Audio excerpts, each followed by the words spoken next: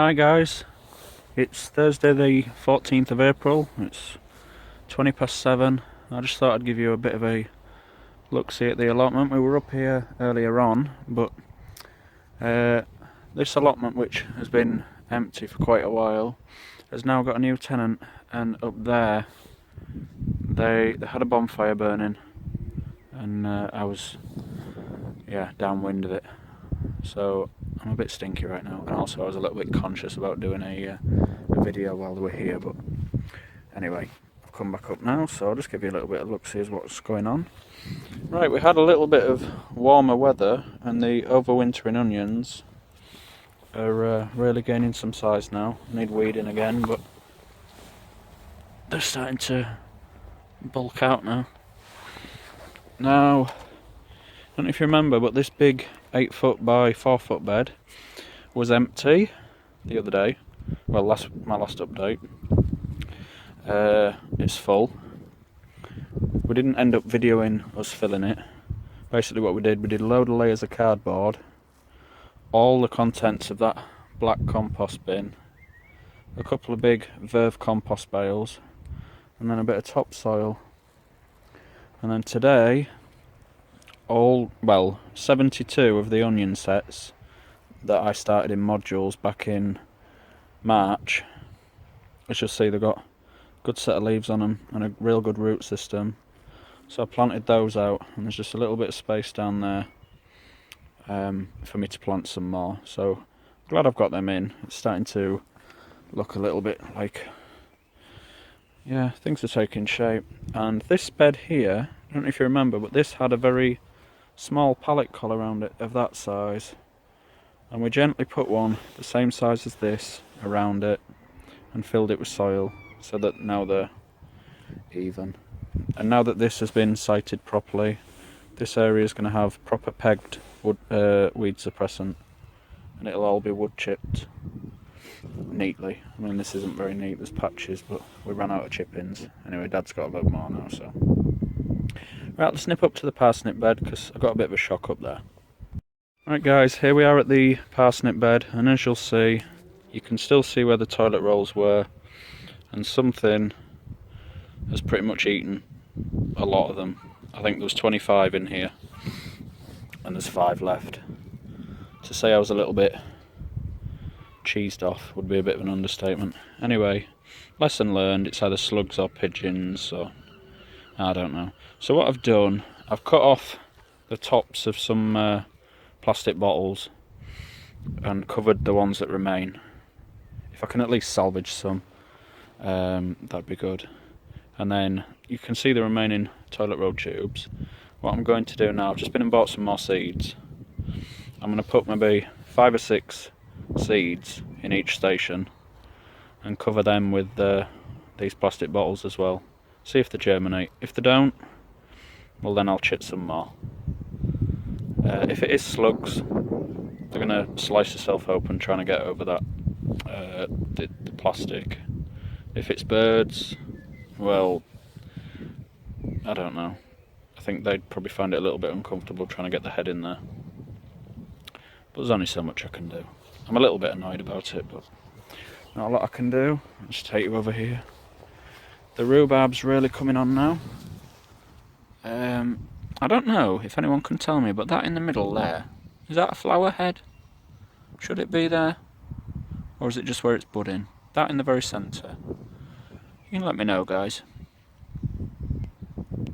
Right, this is where the ground potatoes are, and as you'll see, the 11th of the 4th, I got another row of second earlies in, this time kestrel. I think I'm going to have to make some better labels, because I think the rain and wind's taking its toll on these. All they are is milk cartons with permanent pen, sellotaped to a wooden stick. I think I might have to make some different ones. Now, there will be some more spuds when this gets cleared, going in the ground, but we've got some 30-litre pots. So we're going to be growing some in pots as well. Because I'm only little, and digging them all out the ground will just finish me off, I think. I don't know if you remember from one of my last videos, but this is the bed that we're going to be moving some strawberries in. We started trying to weed it today. It's really claggy. It was absolutely bouncing it down earlier this week. But it's weeded a little bit. This net's going to be replaced with scaffolding debris netting. And then some strawberries from over there are going to be put in here. And we've worked out that the old strawberry bed that is going to be used for lettuces, and any strawberries that remain, we're going to make a planter out of a big, huge plastic tube with holes in the side. But more on that at a later date. And also I've got a porcelain planter for where you put flowers in the sides of it. It's good for like lobelia and things like that. But any small miniature strawberries, I'll be going in that, because since it's warmed up ever so slightly, the emphasis being on slightly, starting to put more foliage out and new leaves on them all, and you can just tell how the entire bed's bushing out. I didn't really want to disturb it, but I think it'd be better on there with it having the cover, and then when we get the weed suppressant down and the hinged netted cover, it'll just be protected from all pests really. The garlic, right, last time I showed you this, it was all covered. I've uncovered it now, and so far so good. Really coming on leaps and bounds. The shop bought stuff is at this end, was already pre-chitted, so that's a little bit ahead of the Solent White, but I think I counted out of 75 cloves, I've got 71 that have come up, so all's well. Right guys, just to bring you back to the parsnip bed, I probably shouldn't have, but I had a bit of a rummage around in some of the soil, and I uncovered some that, if you can see, they've still got seedlings there that were buried. So there's actually 1, 2, 3, 4, 5, 6, 11 there, so there's about half. I'm going to put some extra seeds in some of them anyway.